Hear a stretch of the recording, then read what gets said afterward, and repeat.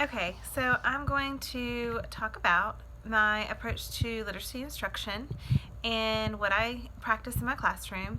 I am an EIP teacher in second grade, so therefore my students are, the majority of my students are not on level and receive services with another teacher that comes in. I have a teacher for reading and a teacher for math that comes in and serves those students that are on a tier plan, which at the beginning of the book that we read, chapter 1, talked about RTI plans, and those are with struggling students, and they're offered increasingly intense additional instruction.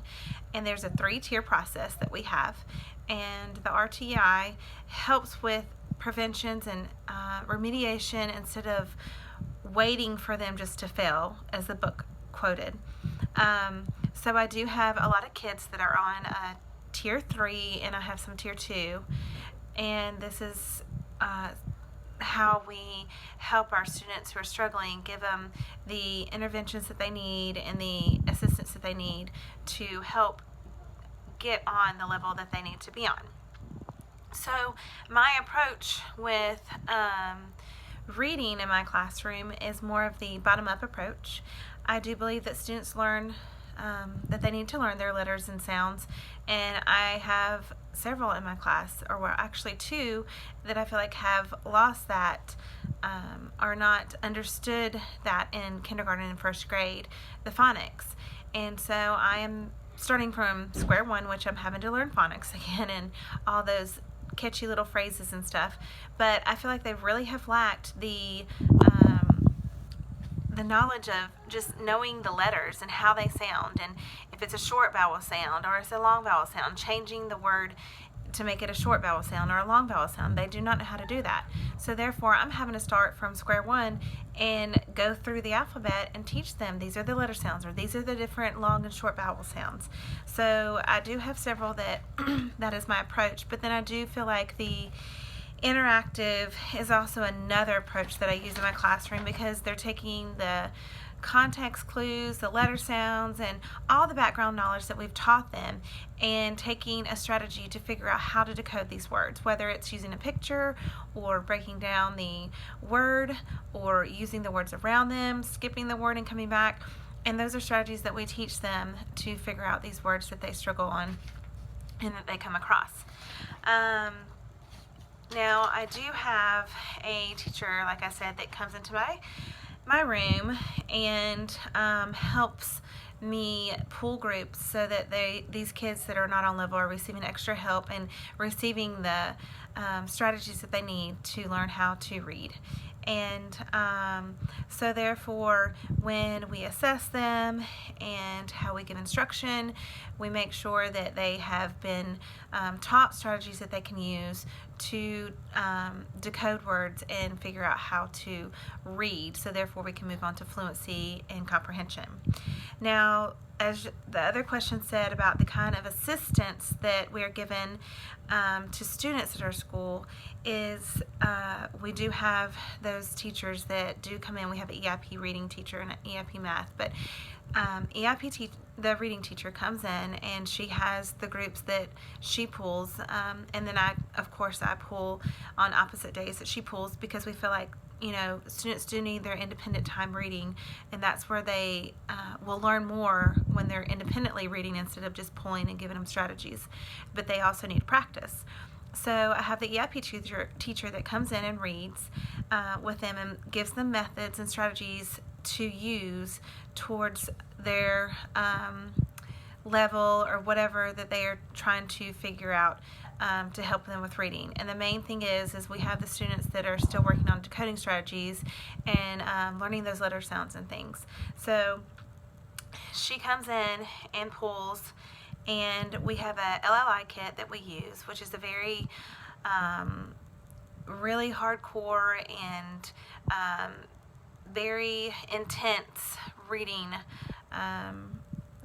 reading method that we use, or kit that we use to help these students, and it's made a huge difference. I remember when we tested our kids at the beginning of the year, we I had like a couple weeks where they were working in this LLI kit, and then they were able to test for their reading level, and I could already start to see a difference in the assistance that they're giving. Now, these are strategies that she sits down, goes over with, and then she reads with them books from this kit, and they're reading aloud, doing a round robin, doing a shared reading, and then they also read where she coaches into them.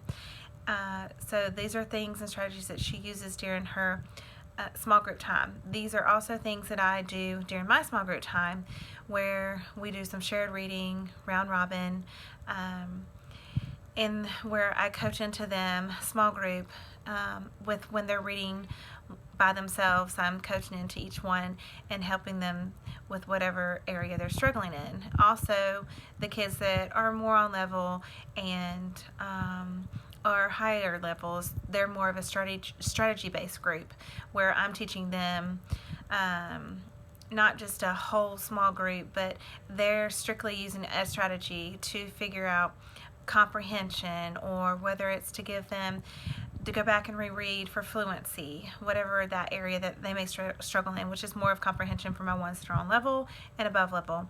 They're the ones that I'm teaching them how to comprehend and what they need to do, whether it's stop and jot or go back and reread and keep track of what they've read so far. But these are things that are done in my classroom and are done throughout the school with kids that are below level, on level, and we try to have these students have a plan, and we tier them, of course, and the ones that are on a tier 3 plan are the ones, and of course the EIP students that we have that are below level and not on level. We have those intervention teachers that come in and pull to give that extra support and extra help to make sure that our students get the best that they can through reading and through things that they need. And the thing is I saw that, I'm really enjoying reading this book because, like I said, I am an EIP teacher, but it's also teaching me different kinds of learning disabilities and things that I need to be looking for and I can do to my kids in my classroom or for my kids in my classroom. For example, it talks about delayed readers, the ones that aren't on level, which are the majority of my classroom, and that's where it's just basic phonics that they lack. And so that's where I've felt like that I've had to start from square one. And then, of course, there's one that I feel could be dyslexic in my class. So the article was very interesting to me about dyslexia, and when I'm reading it, I sort of see things in her writing and her reading, where she's reading backwards or she's writing backwards, even the words, even the letters. And so she's one that we are going to be having tested, so I'm curious to see what her test results are. And then it says that children's skills develop rapidly due to both maturation and schooling. So the more school that they have and the more maturity that the more that they grow and the older that they get,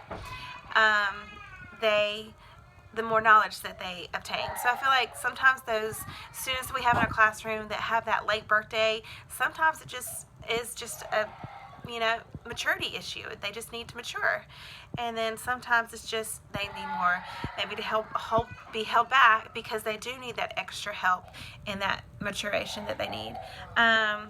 And then also another thing that I saw was genetics also play a big factor in reading difficulties. And the one student that has dyslexia, her parents also had issues too, and I think also had dyslexia. So that was really interesting as well. But I can't wait to dig into more of the book and find out more information. And that was it. Thank you.